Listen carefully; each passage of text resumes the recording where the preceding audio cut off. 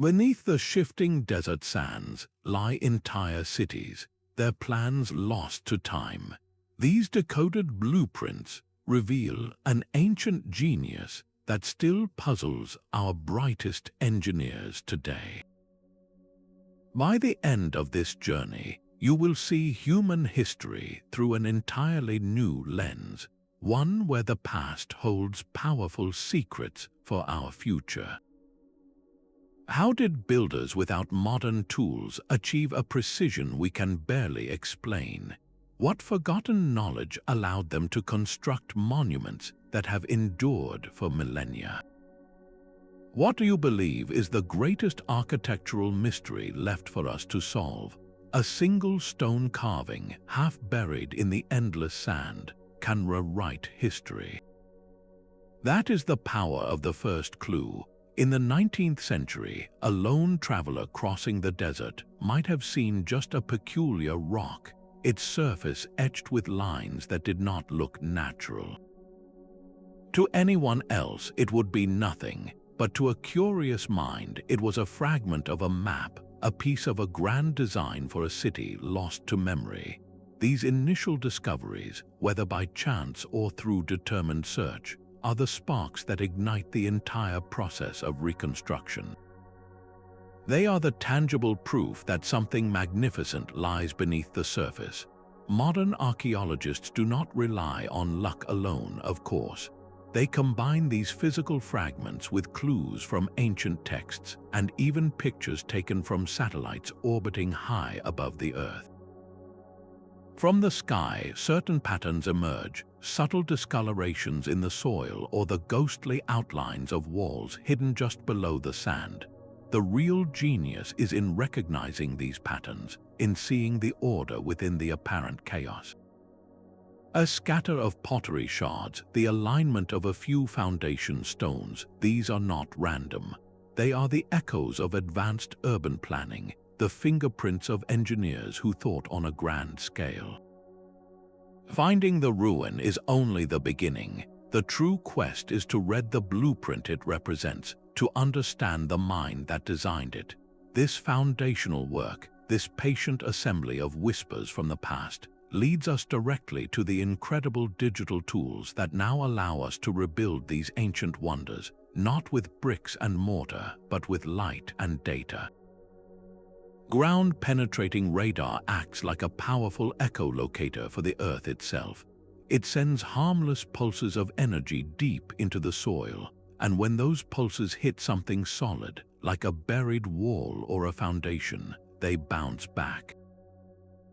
A computer then listens to these returning echoes, translating their timing and strength into a detailed map of what lies hidden below. It is a way of seeing through sand and stone, revealing the skeleton of a city without ever breaking ground. From the air, another technology paints the big picture. LiDAR, which stands for light detection and ranging, uses lasers fired from an aircraft. These lasers sweep across the desert, and by measuring the minuscule time it takes for each beam to reflect back from the ground, they create an astoundingly precise three-dimensional model of the terrain. This process can strip away centuries of overgrowth and sand, digitally erasing the present to expose the ghostly footprints of the past.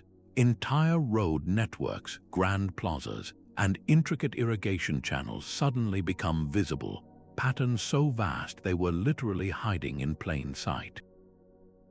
This flood of raw data is just the beginning. The true magic happens when this information is fed into sophisticated software. Here, the scattered points of a LiDAR scan or the shadowy shapes from a radar map are transformed. They become the building blocks for a virtual reconstruction. Engineers can now run simulations, testing how these ancient structures would have handled immense weight or powerful earthquakes. They can digitally recreate the flow of water through aqueducts or observe how sunlight would have entered a temple on the summer solstice. This is not just about building a pretty picture, it is about understanding the engineering principles and the environmental intelligence baked into every design. This technological synergy gives us a non-invasive window into the minds of ancient architects. We are no longer just guessing at their intentions, we are testing their blueprints. Yet for all the power of these machines, the most crucial element remains human interpretation. A computer can draw a wall, but only a curious mind can ask why it was built there, what problem it solved, or what story it was meant to tell. The data provides the lines, but we must supply the meaning, piecing together a narrative of genius from a constellation of digital points. This digital resurrection leads us to a profound question, one that challenges our very view of history. What does this recovered genius tell us about the societies that possessed it? These carvings are a silent language, waiting for the right person to listen. Scratched into the foundation stones of a pyramid or chiseled along the edge of a temple wall, these symbols form a sophisticated code. They were never meant for casual observation. A simple spiral or a series of parallel lines might look like art, but to the initiated, it was a precise mathematical formula or a critical instruction for aligning a structure with the stars. On the walls of Egyptian temples, for example, certain glyphs do not just tell a story of gods and pharaohs. They correspond to exact angles and measurements, a built-in manual for the builders who would follow. Cracking this code is a monumental task of cross-referencing. Experts do not look at one temple in isolation. They compare symbols found in Mesopotamia with those in the Indus Valley, searching for shared patterns that hint at a transfer of knowledge across vast distances. This is not just archaeology. It is a fusion of linguistics, engineering, and astronomy. A single, recurring symbol, perhaps a circle within a square, can unlock the entire proportional system of a civilization. It reveals that the builders were not just stacking stones. They were applying a deep, intuitive understanding of geometry and physics, encoding the very principles of stability and harmony into their work. This linguistic detective work uncovers the intellectual bedrock of ancient genius. The stones themselves are speaking, telling us about the logical, calculated minds that shaped our world. So, if the language of stone gives us their instructions, what astonishing structures did those instructions actually produce? The rigid geometry of an ancient city grid is a statement of intent carved into the earth. At Mohenjo-Daro, in what is now Pakistan, the streets run in perfect straight lines, intersecting at right angles to form city blocks of stunning uniformity. This was not a settlement that grew organically and chaotically. It was a master plan executed with precision, a testament to a central authority that understood the needs of a dense urban population thousands of years ago. Wide main streets allowed for carts and people to move freely, while a network of smaller lanes provided access to individual homes, but the true genius lies beneath the surface. Each house was connected to a sophisticated, city-wide drainage system, with covered channels running alongside the streets, complete with inspection holes for maintenance. This was a society that placed a high value on public health and sanitation, principles we often think of as modern. Beyond mere organization, these cities were zoned with clear purpose. There were distinct districts for craftspeople, for trade, and for grand public ceremonies.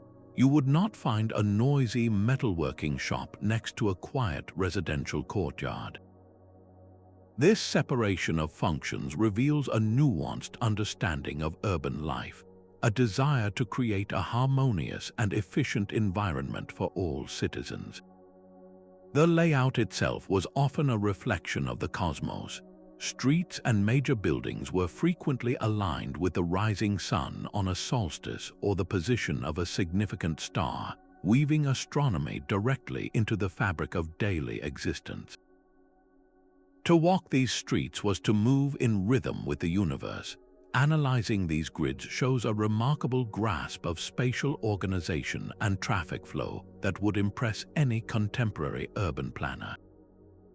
The design anticipated congestion, facilitated commerce, and fostered community interaction.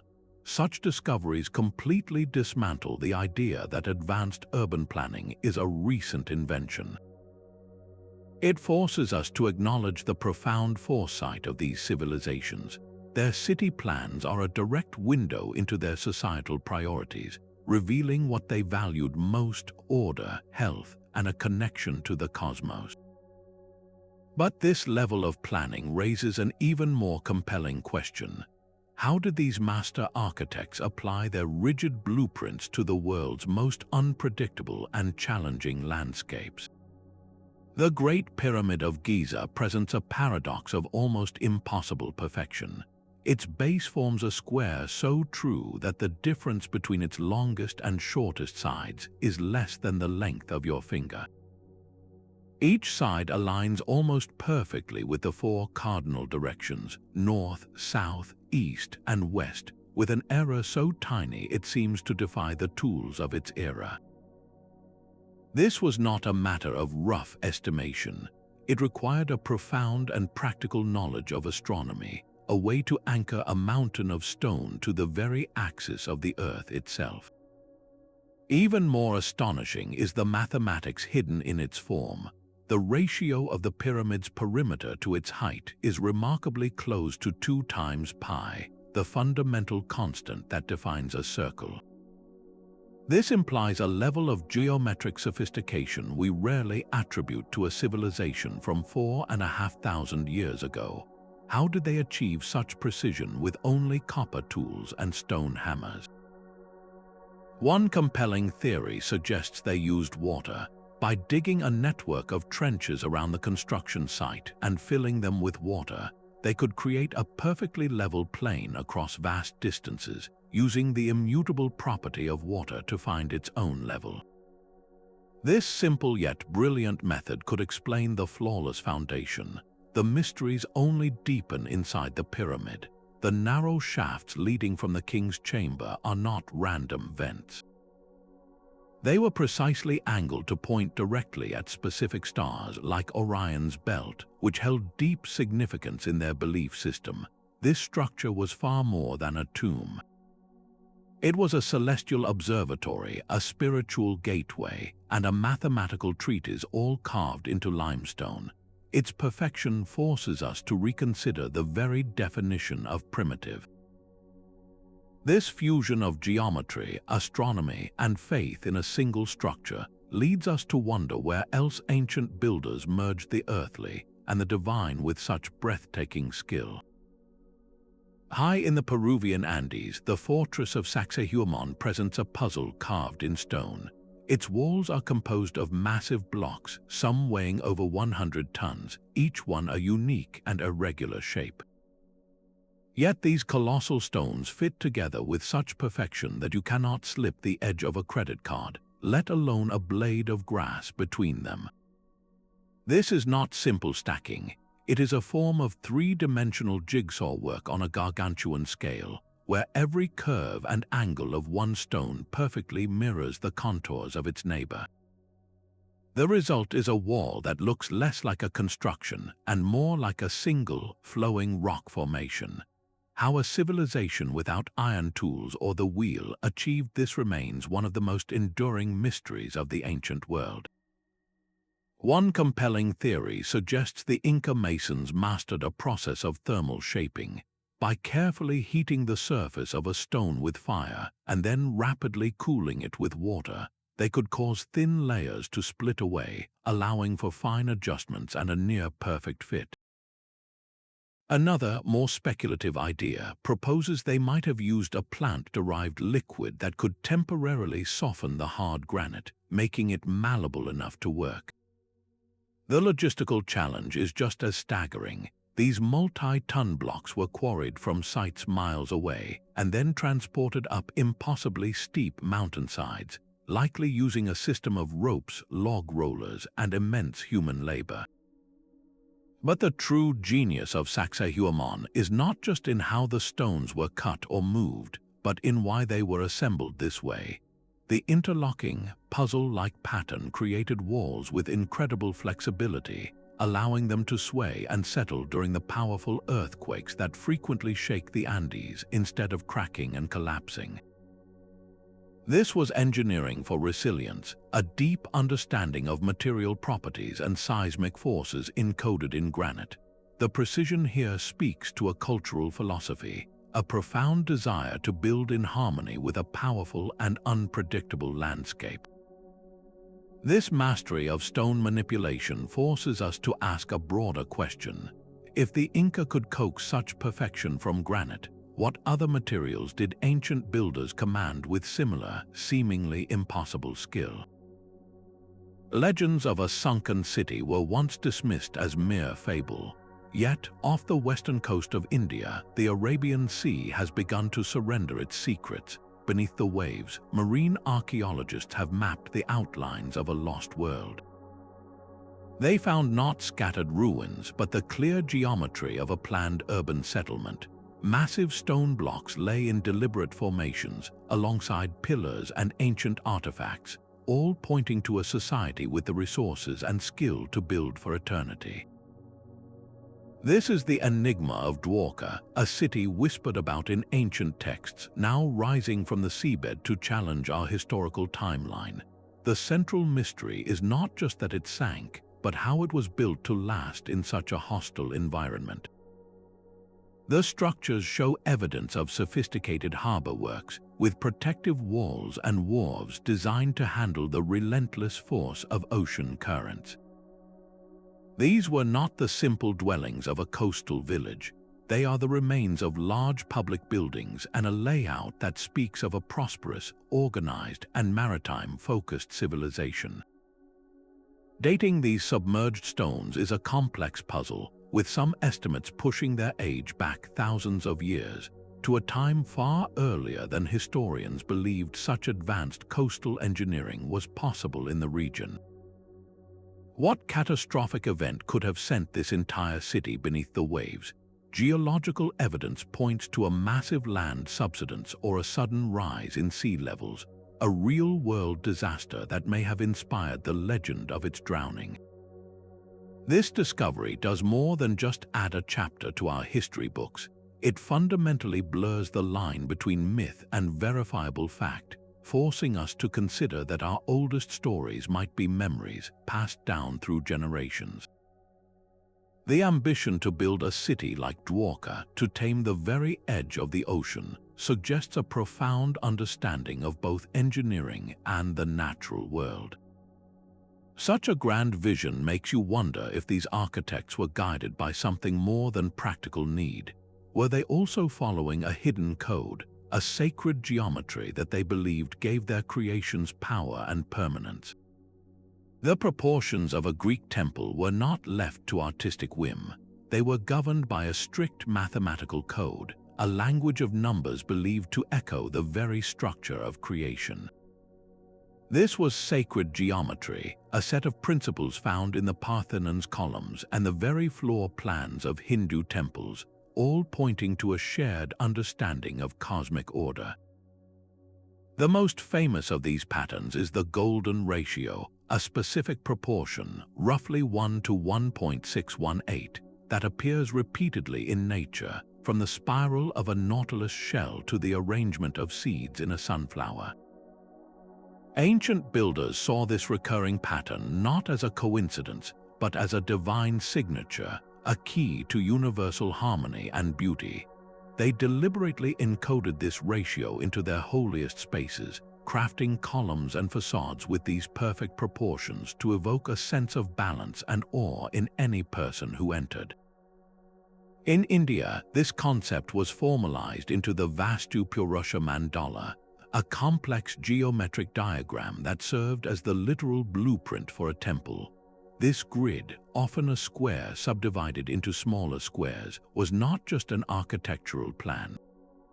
It was a symbolic map of the cosmos, with each section assigned to a specific deity or cosmic force. The entire temple was then constructed over this diagram, its walls and pillars aligning precisely with the grid's lines, effectively anchoring the building to the cardinal directions and the spiritual energies they represented. This was architecture as a spiritual act. The precise curvature of a dome was not merely for structural integrity. It was calculated to represent the vault of heaven. The spacing between pillars was determined by mathematical sequences to create a rhythmic, harmonic space for worship. Modern laser scans and digital analysis have confirmed the breathtaking accuracy of these designs, revealing deviations of less than a fraction of an inch over vast distances. This was not guesswork. It was a sophisticated application of mathematics, a science of alignment that connected the earthly with the celestial. To stand in such a space was to inhabit a model of the universe, a perfect microcosm where one could feel the order of the cosmos.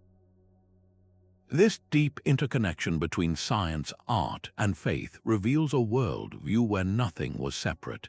The same geometric principles that structured a temple were indeed applied to the layout of entire cities, creating urban landscapes that were themselves vast expressions of a sacred mathematical order.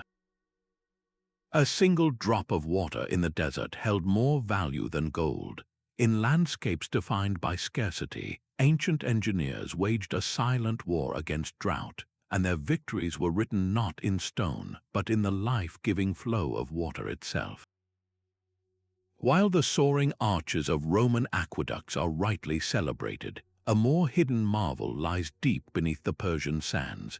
These are the Qanats, a labyrinth of underground tunnels that acted as hidden arteries, carrying water for dozens of miles from mountain aquifers to parched cities and fields.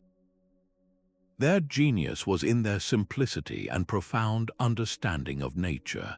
By keeping the water underground, they prevented almost all evaporation under the relentless sun, a critical advantage in an arid climate. Building a Qanat was a monumental task of precise calculation. Teams of workers, known as Mukani, began by identifying a water source at the foot of a mountain. From there, they had to chart a course with a perfectly consistent, gentle downhill slope, just enough to keep the water moving, but not so steep as to cause erosion or a destructive surge. They achieved this impossible-seeming precision with rudimentary tools, a simple sighting pole and a water level, nothing more than a long trough filled with water, were all they had to ensure the tunnel fell at the exact same grade for its entire length, even over hills and through valleys. The construction itself was a feat of endurance and community. A main tunnel was dug from the destination backward toward the source. At regular intervals, vertical shafts were sunk from the surface down to the tunnel level. These shafts provided air for the diggers, allowed for the removal of excavated material, and now serve as a stark visual testament to the system's reach, appearing from above as a line of craters marching across the desert. This was not the work of a single lifetime, but of generations, a collective investment in survival. The payoff, however, was civilization itself. A single Qanat could transform a barren expanse into a fertile oasis, supporting agriculture, providing clean drinking water, and enabling public baths and sanitation. It allowed cities to flourish in places otherwise uninhabitable. Decoding the blueprint of a Qanat reveals a holistic genius. It shows a deep knowledge of hydrology, of how water moves through the earth, and of geology, of where to safely tunnel. It is a masterclass in sustainable resource management, tapping into groundwater without depleting it. The principles these ancient engineers perfected are not relics. Modern water infrastructure, from the subterranean tunnels that supply our greatest cities to the managed aquifer recharge projects, stands on the very same foundational ideas. Their mastery over water represents one of humanity's greatest triumphs over the environment. This command of a fundamental force makes you wonder what other invisible energies, like the very power of the sun, they learned to harness with similar quiet brilliance. The desert sun is relentless, but the ancient builders of Persia found a way to turn the wind itself into an air conditioning system. Rising high above the city skyline were structures known as wind towers or badgers. These tall, chimney-like towers were masterpieces of passive cooling, designed with openings that faced the prevailing winds. As the wind was captured and forced down the tall shaft, it was cooled by the lower temperatures inside the structure or by contact with water before being released into the rooms below.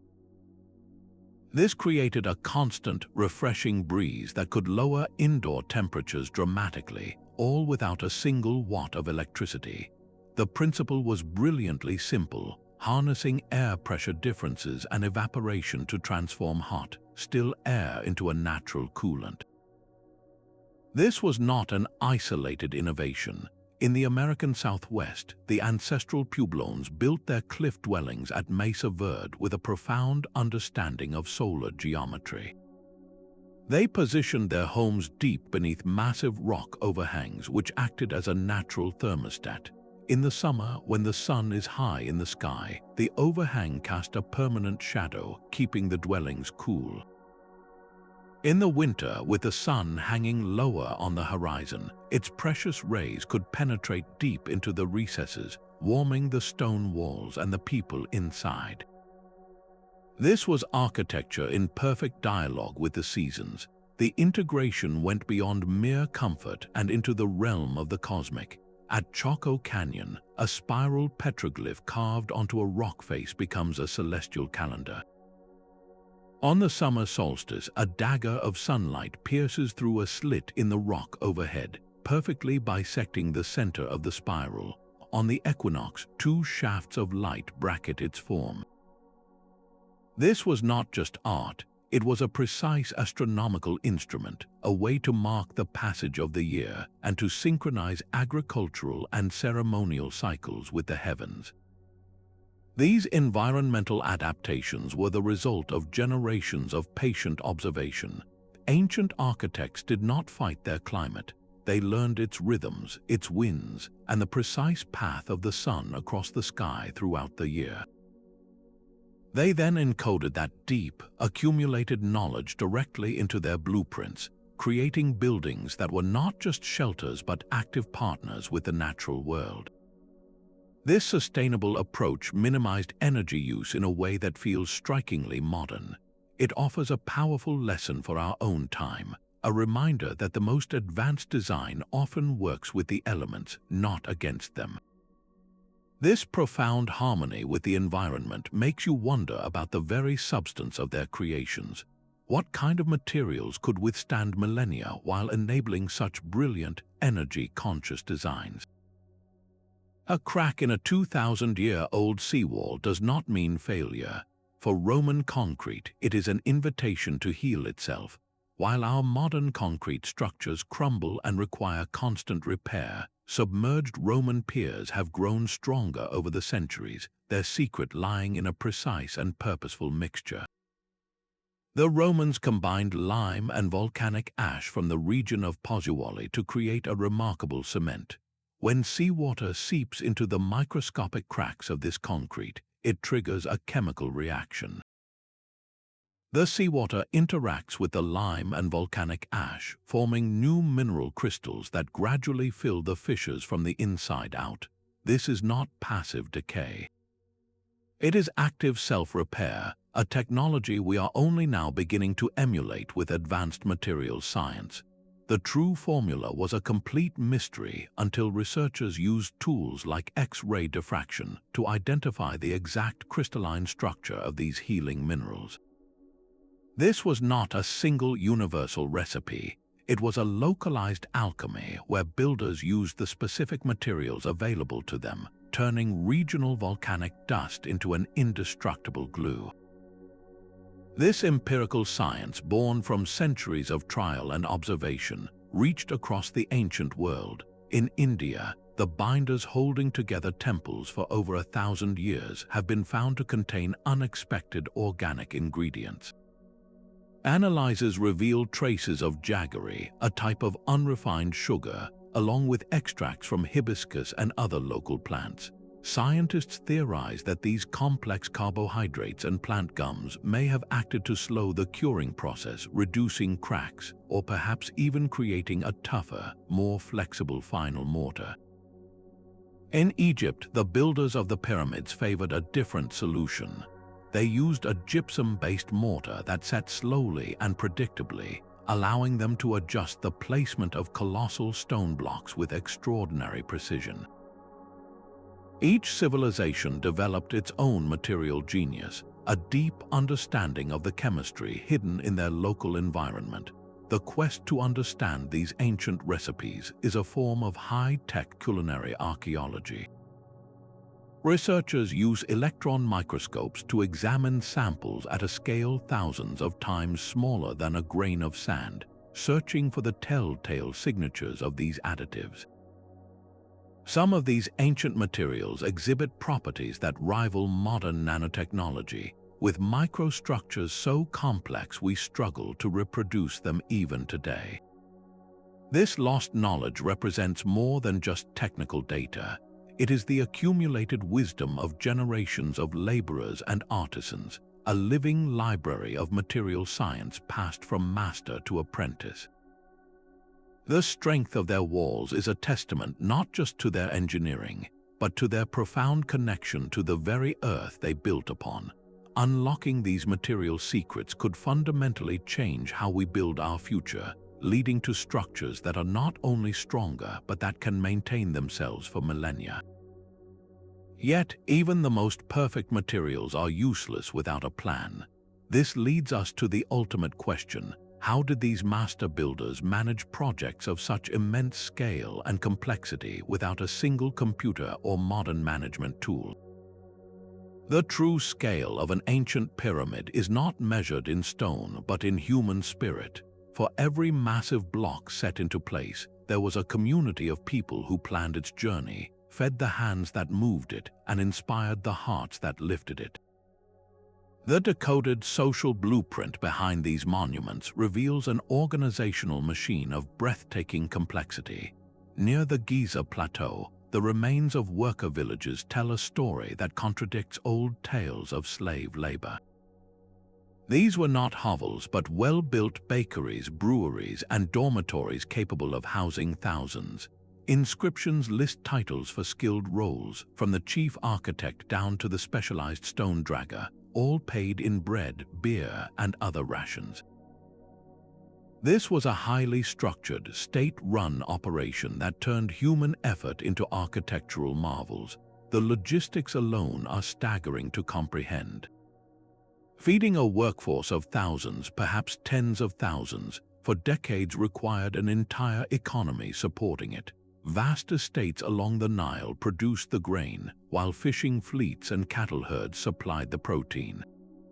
A constant stream of supply boats would have moved this sustenance to the plateau, a supply chain as vital as the quarry roads that brought the stone. The coordination needed was a form of silent communication, a symphony of moving parts managed without a single digital spreadsheet.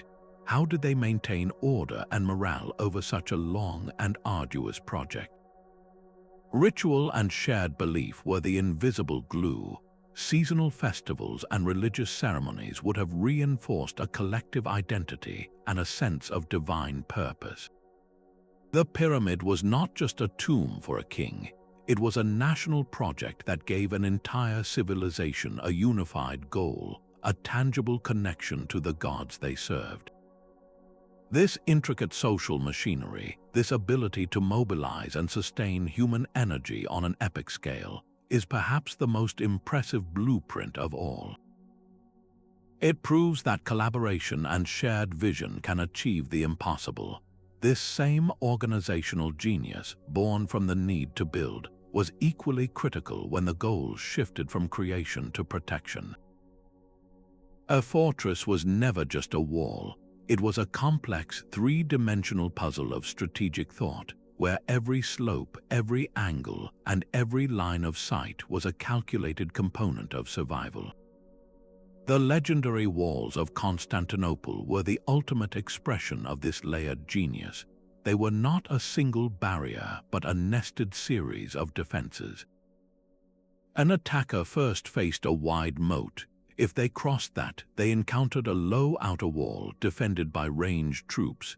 Beyond that lay a second, much higher inner wall, bristling with towers placed so that defenders in one tower could fire along the face of the adjacent wall, creating a devastating crossfire.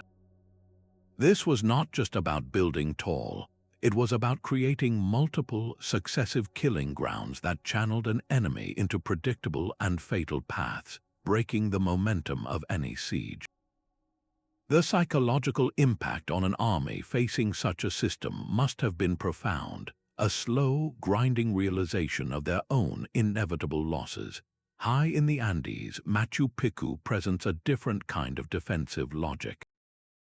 Its remote, mountainous location was its first and greatest defense, a natural fortress requiring no massive walls, yet its design augmented this security. The iconic agricultural terraces that cascade down the slopes were not only for growing food. Their steep, stone-reinforced fronts acted as formidable defensive ramparts, forcing any potential attacker to scale them under a hail of projectiles from above. The entire city was laid out with a single, easily defensible main entrance, and its narrow pathways could be blocked by a handful of defenders. This was a blueprint that seamlessly integrated with the land, turning the mountain itself into a weapon. The evolution of defensive thinking is etched into the very shape of these structures. Later medieval castles in Europe introduced the bastion, a projecting part of the fortification that allowed defenders to fire along the outer face of the adjacent walls, eliminating blind spots. They built glacis, those gently sloping earthworks in front of a fortress, designed to expose attackers to direct fire while protecting the base of the walls from cannon shot. Even the main gate, often the weakest point, became a deadly trap. Many designs funneled invaders through a narrow, exposed passage that opened into a confined courtyard, a kill zone completely surrounded by high walls with arrow slits on every side. Analyzing these blueprints is like reading a direct report on the fears and conflicts of an era. The specific threats a society faced, from nomadic horse archers to disciplined Roman legions to the eventual power of gunpowder, are all reflected in the changing shapes of their walls. The relentless innovation in defense stands as a powerful testament to the immense value these civilizations placed on their people, their treasures, and their architectural wonders. This intricate knowledge of how to protect a city was far too vital to be left to chance or memory alone. Its preservation required a system as sophisticated as the fortifications themselves. A master builder's deepest secrets often died with him. The most brilliant architectural principles of the ancient world were rarely written in books. They lived in the memory and the hands, passed from an experienced artisan to a young apprentice through a lifetime of shared labor. This was a knowledge of muscle and feel, a language of plumb lines and sighting stones that was spoken, not written. The burning of the Library of Alexandria stands as the ultimate symbol of this fragility. It was not merely a building that burned, but a universe of ideas. Within its legendary halls were scrolls containing the collected engineering wisdom of the Mediterranean, treatises on mechanics by Archimedes, and the original plans for wonders that would later be credited to gods or giants. Its destruction was a cognitive black hole, swallowing entire lineages of thought and setting the course of technology back for centuries. The Roman recipe for self-healing concrete, a formula so effective it has never been fully replicated, vanished into this void. Yet knowledge, like water, finds unexpected paths. Fragments of this lost library survived in the quiet scriptoria of medieval monasteries, where dedicated monks, unaware of the full significance of their task, meticulously copied crumbling classical texts on geometry and architecture. Other pieces were encoded directly into the stones of temples, hidden in plain sight within the proportions of a column or the alignment of a sacred gateway. For generations, guilds of masons guarded their techniques with the secrecy of a sacred trust. Their methods for cutting stone, their understanding of structural loads, even their simple tricks for moving massive blocks, were all protected knowledge, shared only with initiates who had proven their worth. This was a system that preserved quality but also made the knowledge incredibly vulnerable. If a guild was dispersed by war or famine, its unique genius could vanish overnight. Modern researchers are now forensic detectives of this lost intellect. They piece together clues from scattered sources, comparing a description in a surviving Arabic translation of a Greek text with the physical evidence from an archaeological dig. They practice experimental archaeology, attempting to rebuild a Roman crane using only period-appropriate tools, or mixing batches of mortar with different organic additives to see which one matches the durability of an ancient sample. This painstaking work highlights a profound truth about human progress. Our collective knowledge is not a guaranteed, ever-accumulating pile. It is a fragile tapestry, and when its threads are cut, the patterns can be forgotten for 1,000 years. The relentless drive to reconstruct this lost library, to reclaim the genius buried by time, now fuels a global collaboration where a single inscription found on a temple wall in India can help explain the stability of a pyramid on the other side of the world. A stone corbel arch in a Mayan temple shares its structural logic with a tomb built for a Mycenaean king. These builders were separated by an ocean and thousands of years, with no known thread connecting their worlds. Yet they both arrived at the same brilliant solution for spanning a space without a keystone, layering stones incrementally inward until they met at the top. This is not an isolated coincidence. The iconic pyramid form, a symbol of ancient Egypt, also rises from the plains of Mesopotamia and the jungles of Mesoamerica. How do we explain such parallel genius emerging from disconnected continents? One compelling answer lies in the human mind itself. Faced with the universal challenge of creating tall, stable structures with simple materials, different cultures may have simply converged on the most logical and robust shapes. The pyramid, with its wide base and narrowing peak, is inherently stable, a natural answer to the problem of gravity. Similarly, the principles of sacred geometry, those perfect ratios and proportions found in nature, might have been discovered independently by cultures deeply observing the same mathematical patterns in the world around them. These were separate groups of people reading the same cosmic blueprint. Yet, the similarities can be so specific that they ignite a more controversial theory. Could there have been ancient voyages lost to our history books that carried these ideas across the seas? The notion of pre-Columbian transoceanic travel is hotly debated, but it forces us to question the isolation we often impose on the ancient world. Perhaps the oceans were not impassable barriers but highways for a few intrepid explorers. When we look closer, however, the differences are as telling as the similarities. The pyramids of Egypt were smooth-sided tombs for god-kings, while the stepped pyramids of Mesoamerica were platforms for temples, their sides often drenched in ritual blood. The same architectural form served profoundly different cultural and spiritual purposes. This duality is the true heart of the mystery.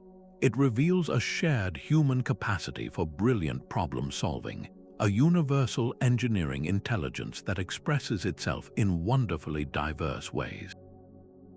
Decoding these global patterns does more than just solve an architectural puzzle. It fundamentally challenges a Eurocentric view of history, that often portrays innovation as a linear journey from east to west. Instead, we see a tapestry of human ingenuity woven from countless independent threads, a collective phenomenon of genius rising across the entire planet. This interconnected perspective reframes our entire understanding of the past, setting the stage for us to examine the most intimate evidence of all, the very tools that carved these dreams into stone. A copper chisel seems laughably soft against granite, yet with patience and a precise technique, it could coax perfect lines from the hardest stone. The true power of these simple tools was not in their material, but in the profound understanding of the artisans wielding them. A stonemason would score a line repeatedly with a copper chisel, striking it with a heavy stone hammer. Then, workers would rub the groove with a wooden rod and a slurry of abrasive sand and water. This simple mixture, dragged back and forth, did the real work. The quartz crystals in the sand, harder than the granite itself, acted like countless microscopic teeth, grinding a precise channel deeper and deeper with every pass. This method could cut cleanly through the toughest stone, not by brute force but by relentless, controlled friction. For splitting massive blocks from a quarry face, they employed the power of water and wood.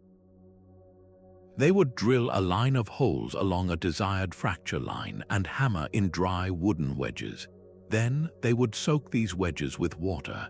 As the wood swelled with tremendous, inexorable pressure, it would generate enough force to split the stone along a perfectly straight plane.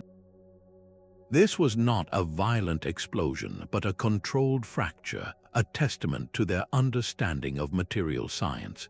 Moving these multi-ton blocks required a different kind of genius. The inclined plane was perhaps their most powerful machine. By dragging a stone slab up a long, gently sloping ramp of earth and rubble, they could trade a huge amount of physical effort for a much longer distance. It transformed an impossible vertical lift into a manageable, sustained pull. The invention of the wooden pulley further multiplied human strength. While a simple rope over a log could redirect force, a system of multiple pulleys could allow a small team to hoist weights that would otherwise require hundreds. Researchers have tested these methods in full-scale experiments, and the results are humbling. They reveal that the construction of a pyramid was not a mystery of lost technology, but a triumph of logistics, coordination, and sheer skilled endurance. Each block placed represented countless careful strikes, endless pulls on a rope, and the quiet, accumulated knowledge of a lifetime of labor. This hands-on reconstruction bridges the gap between the clean lines of a digital blueprint and the gritty, sweat-soaked reality of its execution. The efficiency of a stone hammer and a wet wooden wedge stands as a powerful monument to human ingenuity. Yet, this incredible practicality was always in service of something greater, a drive to create not just structures but lasting beauty. Every surface was a story waiting to be read. The towering facades of ancient structures were far more than structural shells. They were deliberate artistic statements, a visual language carved in stone that conveyed everything from divine myths to social hierarchies. At the Khmer temple complex of Angkor Wat, the stone galleries are not merely walls, they are epic narratives unfolding in breathtaking detail. Intricate bas-reliefs depict vast armies on the march, celestial dancers known as apsaras, and intricate scenes from Hindu mythology. This was not decoration for its own sake. It was a form of public storytelling, a way to immerse a worshipper in a cosmic drama and reinforce the spiritual authority of the king who built it. The artists achieved a stunning sense of depth and movement by carving some figures in higher relief than others, creating a dynamic play of light and shadow that made the stone seem to breathe with life. This fusion of art and architecture was a global phenomenon. The builders of ancient Greek temples pursued a different kind of perfection, one that played tricks on the human eye. To the modern viewer, the Parthenon appears as a monument of straight lines and perfect geometry. But the ancient Greeks understood that absolute straightness can sometimes appear to sag or distort to a person looking up from below.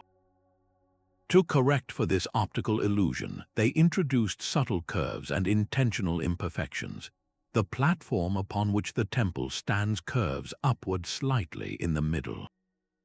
The columns themselves are not straight cylinders, they bulge almost imperceptibly in the center, a technique known as intosses, which makes them appear both strong and alive, as if they are swelling under the weight they bear. These were not mistakes, they were brilliant refinements, a testament to a culture that valued perceived perfection over mere mathematical exactness. Color was the final, vibrant layer of this ancient canvas. While we often envision classical structures as bare, white marble, they were originally painted in bold, bright hues. Statues of gods and heroes were rendered with lifelike skin tones, elaborate robes, and detailed accessories. Architectural elements like the recessed panels on a ceiling, called coffers, were painted in deep blues and reds to accentuate the shadows and make the ceiling seem higher. This use of polychromy transformed a static building into a vibrant, engaging spectacle. These aesthetic choices were governed by strict cultural rules. In Egypt, the size of a figure in a carving was not an artistic choice. It was a direct indicator of their social importance. A pharaoh would be depicted as a giant, while his subjects and enemies were shown as small figures at his feet. This established canon of proportion was a language of power, understood by everyone in the society. Decoding this visual language allows us to see these structures not as ruins, but as the living, breathing centers of community they once were. They were immersive environments designed to evoke specific emotions, from awe and reverence to pride and fear. The principles they pioneered, the emphasis on harmony, proportion, and the human experience of a space, continue to influence architects and designers to this day. Yet, as we work to uncover and preserve this magnificent artistry, we are forced to confront a difficult question. Who does this recovered beauty truly belong to, and what responsibilities do we have to the cultures that created it? A perfectly preserved mosaic can begin to fade the moment sunlight touches it.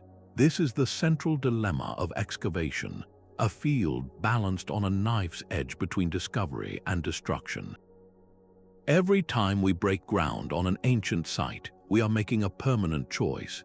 We expose structures and artifacts that have survived for millennia in a stable, protected environment to air, moisture, and the damaging effects of modern climate.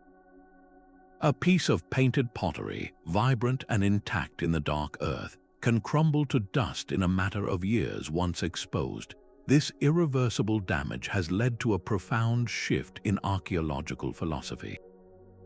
There is now a powerful movement favoring in situ preservation, the practice of leaving sites undisturbed, using the non-invasive tools we have discussed, like ground-penetrating radar and LiDAR, to map and study them.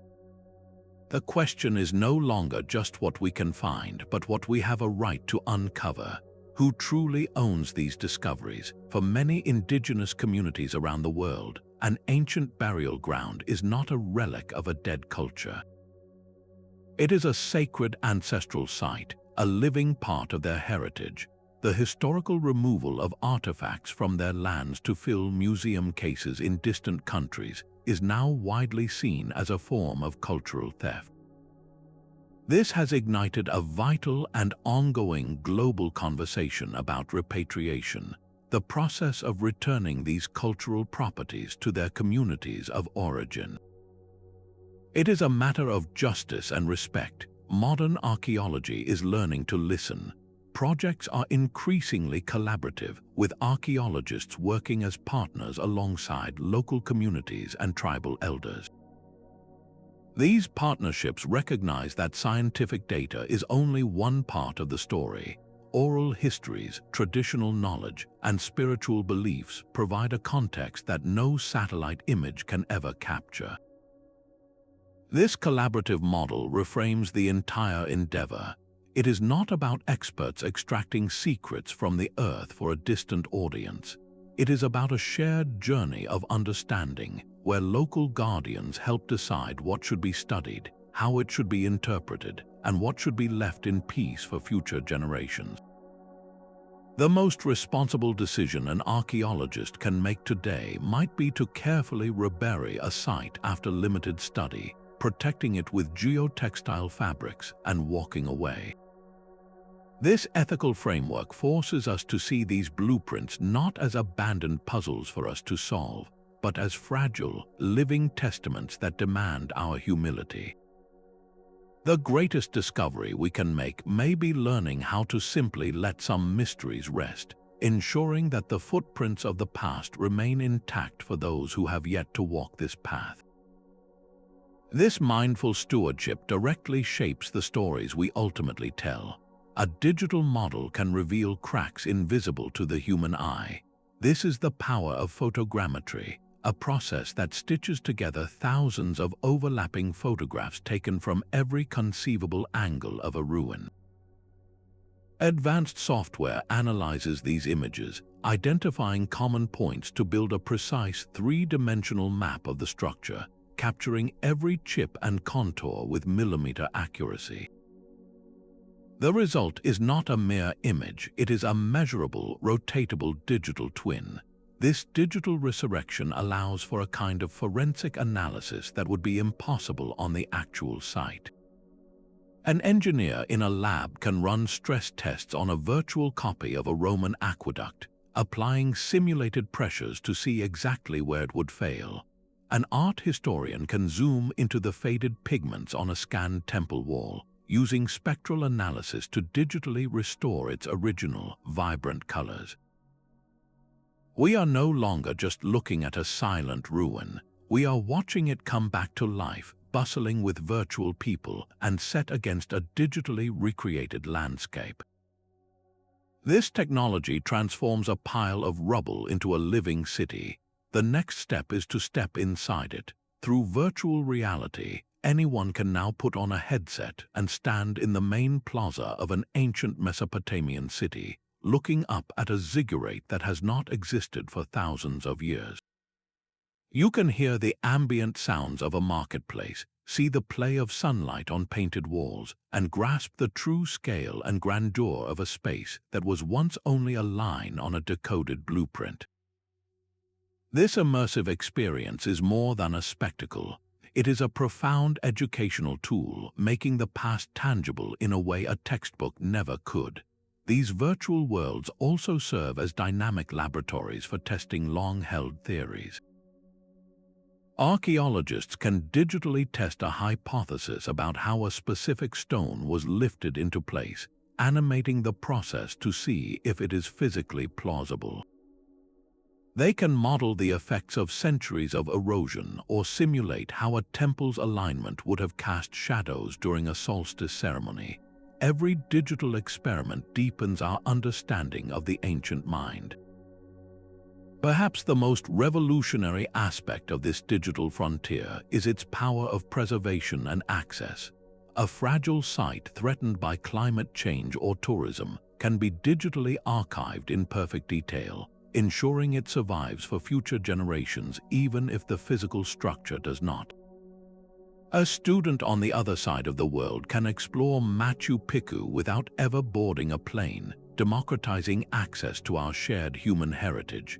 This process of translating physical ruins into a universe of data is itself a final, powerful act of decoding. It allows us to see the blueprint not as a static drawing, but as a living, breathing world. We are no longer just reconstructing ancient genius, we are finally able to experience it. The Hanging Gardens of Babylon present a ghost in the historical record, a wonder built from words alone. No crumbling foundation or stone planter has ever been definitively linked to them, leaving us with a magnificent blueprint described in ancient texts but never confirmed in the earth.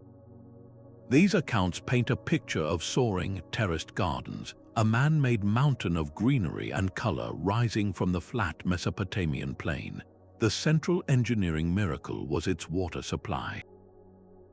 To keep such a garden alive in a desert climate required a constant, upward flow of water, likely achieved through a sophisticated system of chains of buckets or perhaps an early version of the Archimedes screw, a device that could lift water efficiently from the Euphrates River to the highest terraces. The very location of this wonder is a subject of fierce debate. Some scholars argue convincingly that classical writers got the city wrong, and that the gardens were actually built centuries earlier in the Assyrian capital of Nineveh, a city known for its advanced aqueducts and royal inscriptions celebrating elaborate parks. This uncertainty makes the gardens a perfect case study in reconstruction without a physical site. Researchers cross-reference every detail from cuneiform tablets, some of which describe elaborate royal gardens with irrigation works, with the known horticultural and engineering practices of the Assyrians. From these scattered clues, a plausible design emerges. Imagine a ziggurat-like structure of multiple stone terraces, each supported by strong arches and vaults. Each level would be a deep soil bed, planted with trees and vines whose roots were protected by layers of reeds, bitumen, and lead sheeting to prevent water damage. A network of channels and hidden reservoirs fed by that relentless lifting mechanism would have ensured every level received its share of the life-giving water, creating a cool, humid microclimate within the dry expanse. This was not merely a garden, it was a breathtaking feat of hydraulic engineering and environmental control, a statement of absolute power over nature itself. Reimagining the Hanging Gardens forces us to confront the delicate line between historical fact and powerful legend. It demonstrates that decoding the past sometimes means building a vision from the whispers of scribes, a reminder that some of the most enduring wonders are those we keep alive through the act of reconstruction itself. The stones of Stonehenge are not a random circle. They form a massive astronomical instrument, their central axis perfectly aligned to catch the first sliver of sunrise on the longest day of the year. This was not an isolated obsession. At the Temple of Karnak in Egypt, the main sanctuary was oriented so that on the winter solstice, the rising sun would flood its deepest, darkest chamber with light, a symbolic rebirth of the sun god. The precision of these alignments speaks of a patient, generational project of watching the sky, of tracking the slow, cyclical dance of the sun, moon, and stars with an accuracy that still stuns astronomers today. This celestial connection was woven into the very fabric of their world. For the Maya, the Pyramid of El Castillo at Chichen Itza becomes a living symbol of this union. On the spring and autumn equinoxes, the play of sunlight and shadow against its stepped sides creates the undulating body of a serpent, appearing to slither down the pyramid to earth. This was more than a calendar marker. It was a dramatic public spectacle that connected the ruler to the cosmos, a demonstration of divine knowledge and power made visible to every citizen. Decoding these celestial blueprints forces us to abandon our modern separation of science and spirituality. For these builders, astronomy was not a separate discipline. It was a sacred science, a way to harmonize human life with the eternal rhythms of the universe. The movement of the stars dictated when to plant and when to harvest. It set the dates for religious festivals and legitimized the rule of kings who claimed a direct lineage to the heavens. This deep integration required an immense intellectual effort. It meant generations of priests or shamans meticulously recording the positions of celestial bodies on temple walls or carved stone tablets, building a database of cosmic events over centuries. We can now verify their work with stunning certainty. The field of archaeoastronomy uses sophisticated software to roll back the clock, recreating the exact configuration of the night sky as it appeared thousands of years ago. When researchers point this digital sky toward a virtual model of an ancient temple, the alignments snap into place with mathematical certainty. A shaft in a pyramid that was once thought to be a ventilation duct is proven to have pointed directly at the North Star. A solitary standing stone on a remote hill is shown to mark the southernmost setting point of the moon. This confirmation removes all doubt. These alignments were not lucky accidents. They were the deliberate, calculated work of genius, a holistic knowledge that saw no divide between the temple and the observatory, between the earth and the sky. This mastery of celestial forces finds its parallel on the ground, in an equally brilliant understanding of the Earth's raw terrestrial power. The ground itself could be an enemy, a force of unimaginable power capable of shattering any ordinary wall.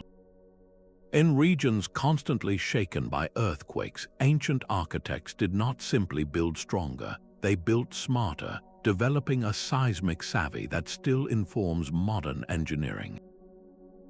The irregular stone walls of the Inca were not a sign of primitive technique, but a deliberate and brilliant defense mechanism. By fitting each uniquely shaped block so perfectly against its neighbors without any mortar, they created a flexible, interlocking system. When an earthquake struck, the entire wall could sway and settle, the stones grinding and shifting against each other, and then, as the tremors subsided, they would often settle back into place. It was a structure designed to dance with the earth, not fight it, and its resilience is why so many of these walls still stand today. On the other side of the world, Japanese builders engineered their iconic pagodas with a different kind of shock absorber. At the heart of these tall, slender towers runs a massive central pillar, a single, giant timber trunk that hangs loosely from the top, almost like a pendulum. When the ground shakes, this heavy central shaft sways in the opposite direction of the building's frame, acting as a counterweight that absorbs and neutralizes the seismic energy, preventing the pagoda from whipping itself to pieces. This ancient understanding of dynamic stabilization is a principle used in some of the world's tallest modern skyscrapers. Even the Greeks and Romans incorporated flexibility into their seemingly rigid stone monuments. Archaeological evidence reveals that builders sometimes placed flexible layers of timber or even sheets of lead between the foundation and the stone blocks above. During a tremor, these malleable materials would compress and shift, dissipating the shock waves before they could travel up into the main structure and cause catastrophic cracks. These methods were not conceived in a laboratory. They were born from generations of painful experience and careful observation, a slow accumulation of knowledge about how different materials and shapes behaved when the earth roared. Today, engineers study these ancient solutions with renewed respect, recognizing them as early, elegant forms of base isolation and energy dissipation, core tenets of contemporary seismic design. The very survival of these structures in the world's most active fault zones is the ultimate proof of their effectiveness.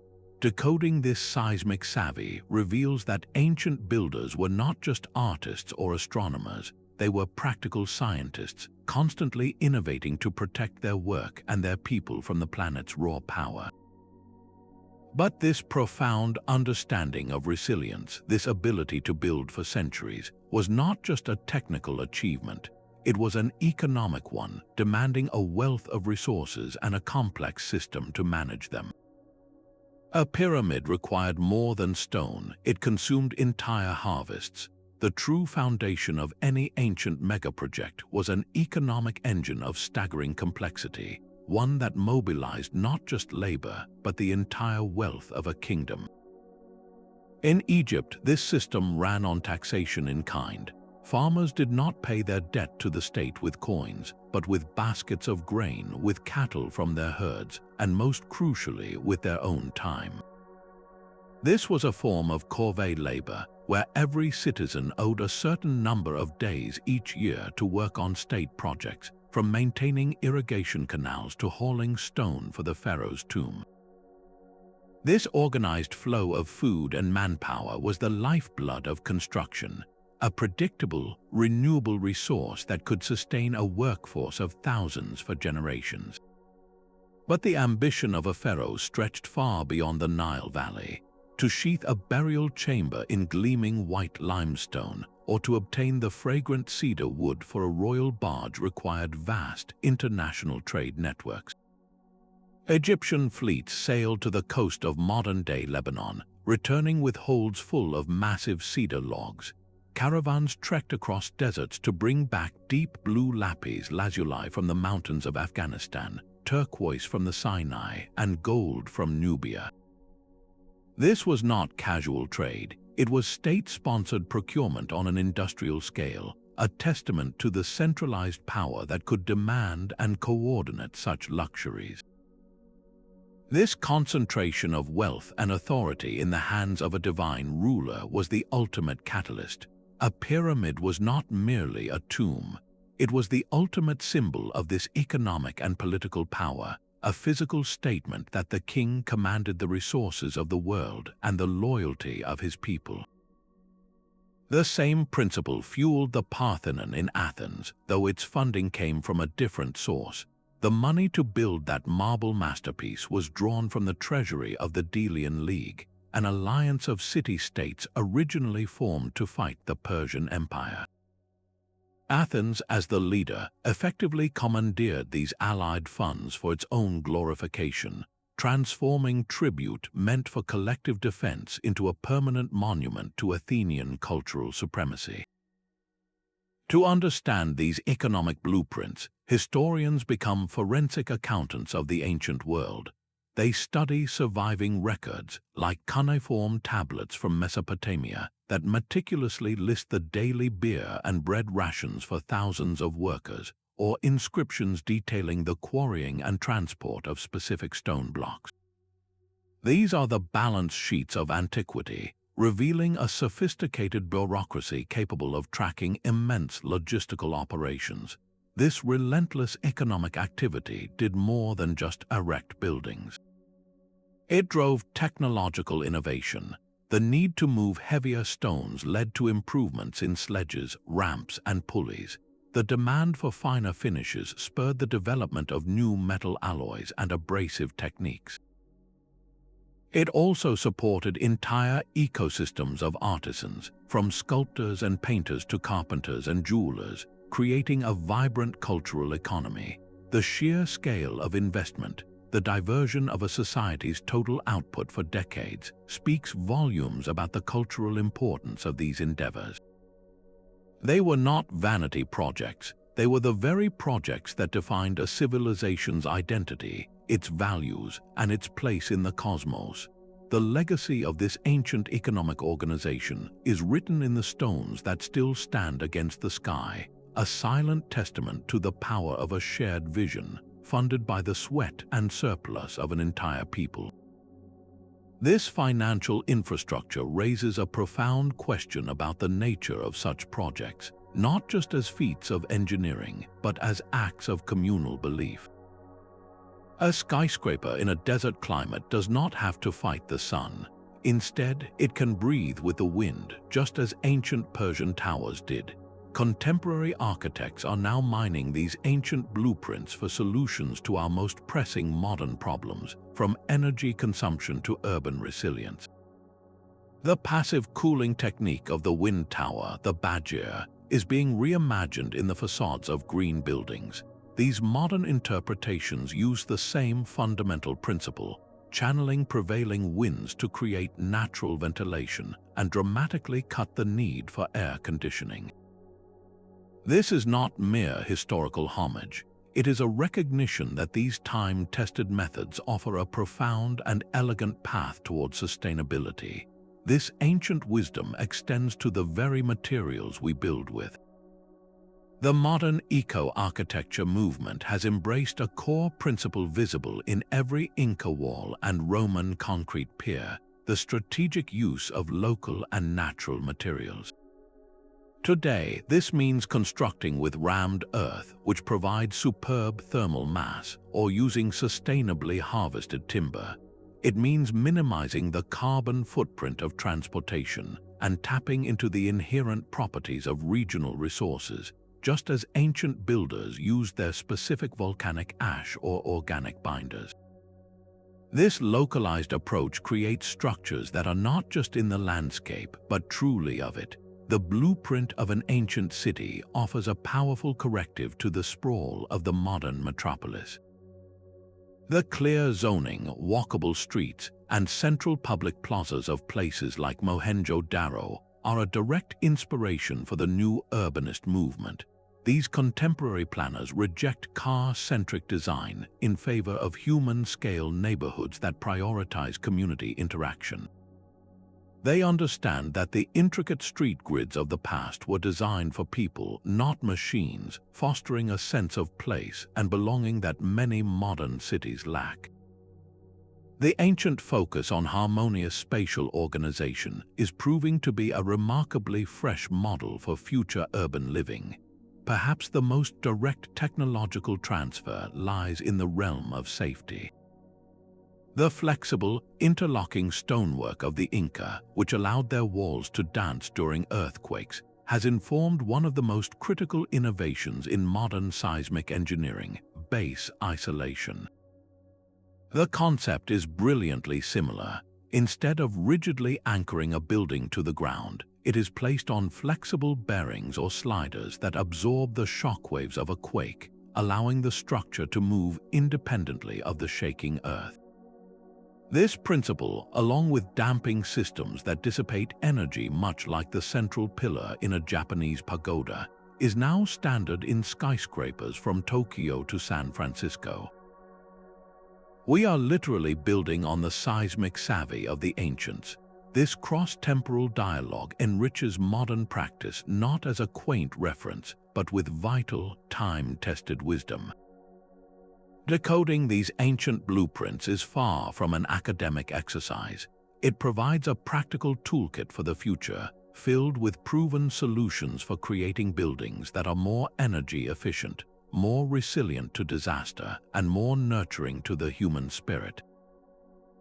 The enduring relevance of these plans confirms they are more than historical artifacts. They are living documents, and the genius of the past may very well be the key to building a smarter, more sustainable world for tomorrow. The true legacy of these ancient blueprints is not measured in stone, but in the timeless nature of human genius itself. Our journey through these decoded plans reveals a profound truth. The architects of the past were not primitive laborers. They were holistic masters, seamlessly blending rigorous science, breathtaking art, and deep spirituality into creations built to endure for millennia. We have seen the perfect celestial proportions of the pyramids, the seismic resilience of Inca walls that dance with the earth, and the sustainable genius of wind towers that cooled cities without electricity. Each discovery systematically dismantles our modern assumptions of superiority, forcing us to acknowledge a different kind of sophistication, one born from patient observation and a deep connection to the natural world. These are not just historical footnotes, they are a vibrant, living library of solutions.